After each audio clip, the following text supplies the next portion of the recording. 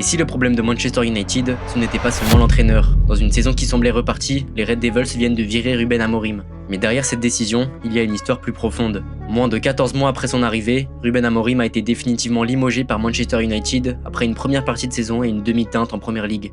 Arrivé à Old Trafford en novembre 2024, il avait été vu comme une bouffée d'air, un technicien tactiquement ambitieux, capable de relancer un club qui galérait depuis quelques saisons. Mais les résultats n'ont jamais vraiment suivi, un bilan irrégulier, des performances souvent frustrantes, et une équipe qui n'a jamais réussi à s'installer durablement dans le haut du classement malgré des investissements importants. Et la goutte d'eau, une conférence de presse tendue après un nul 1-1 à Leeds. Amorim a ouvertement critiqué sa direction, parlant de pouvoir limité sur les transferts, de manque d'harmonie autour de la vision du projet et en particulier du rôle du directeur sportif. Ce n'est pas seulement un coach qui part, c'est l'illustration d'un problème plus profond. À Manchester United, rien ne semble stable depuis trop longtemps. Chaque entraîneur arrive avec des ambitions, chaque saison commence avec de l'espoir et chaque fin se transforme en malaise quand les attentes ne correspondent pas à la réalité.